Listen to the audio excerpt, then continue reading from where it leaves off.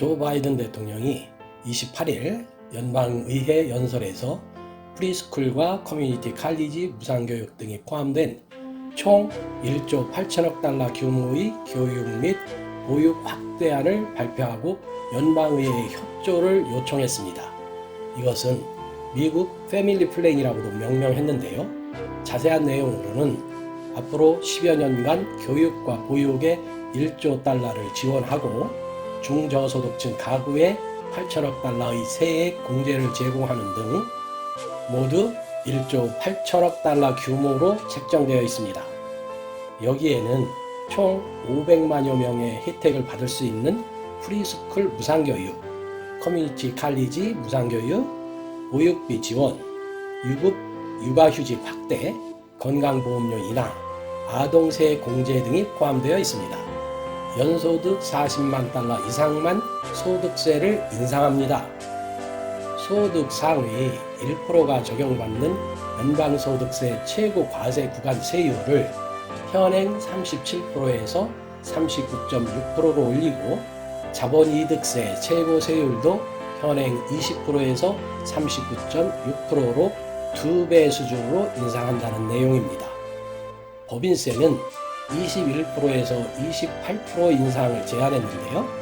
민주당 내에서는 25%를 주장하고 있습니다.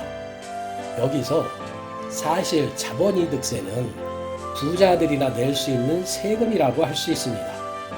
부자층으로 들어가는 연간 소득자는 40만 달러 이상 소득자를 말하는 것입니다. 때문에 그 이하 소득층은 사실 크게 신경 쓰지 않아도 될 것입니다. 또 주택이나 주식 등의 차익 등으로 벌어들일 수 있는 금액은 자본이득세를 낼 정도로 큰 금액이 되지는 못할 겁니다. 하지만 한 번에 2배로 올리려는 무리가 따르고 있고 법인세의 경우는 일자리 창출과 직결되기 때문에 자본이득세와 법인 인상폭은 다소 조정되지 않을까 개인적으로 이런 생각을 좀 해봅니다. 그리고 세수 확보는 단순히 증세만으로 하겠다는 것이 아니었어요. IRS에 10년간 8천억 달러를 지원하고 권한을 강화시키고 기업과 개인의 소득 신고 방법을 변경해서 세입 증대의 절반가량이 충당될 것으로 분석되고 있습니다. 왜냐하면 지난 10년간 IRS 직원은 30%가 감소했어요. 반면에 운영자금은 약 120만 달러 수준에 머물렀기 때문에 세수 확보에 많은 어려움이 있었다는 분석입니다. 이에 따르면 은행과 지급결제 업체는 개인과 기업 계좌에서 매년 돈의 입출금 내역을 IRS에 보고하도록 했습니다. 이는 IRS가 더 많은 정보를 확보하여 탈세자들을 가려내서 정확한 세금을 거두겠다는 것이죠. 바이든 정부는 공격용 무기와 대용량 탄창 금지, 무동력 총기류 확산 방지 등 의회에 더 엄격한 총기 안전법 통과를 부탁했습니다. 그리고 인종차별주의 확산 문제의 심각성을 제기하면서 경찰 폭력을 억제하는 경찰개혁 법안과 백인 우월주의 폭력 처벌, 이민 문제 해결을 위한 법안 처리도 의회에 주문했습니다. 그런데 개인적으로는 경찰 폭력 억제는 약간 지나친 면이 있다고 생각하는데요. 경찰의 공권력 사용에 있어서 지금보다는 안전수칙이 강화되어야 하는 것은 맞지만 다인종 국가인 미국에서는 어느 정도는 경찰이 힘을 가져야 된다는 생각입니다. 그렇지 않으면 솔직히 말해서 치안 유지가 매우 힘듭니다.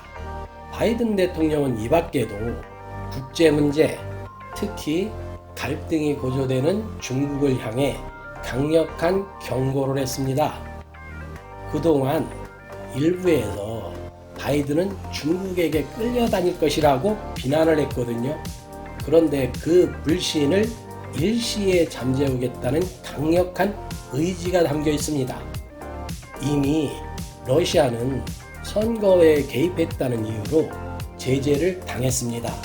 그리고 북한에 대해서는 핵에 의하여 미국과 세계 안보의 심각한 위협으로 지목하고 동맹국과 협력해 외교와 군사력을 동원하여 위협에 대응하겠다고 밝혔습니다.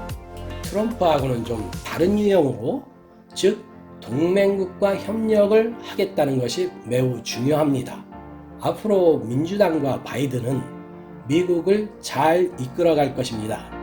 이번 코로나19 팬데믹으로 인한 미국과 전 세계의 위기는 민주당이 적어도 12년간 2032년까지 집권을 할 수 있는 절호의 기회를 가져다 준 것입니다.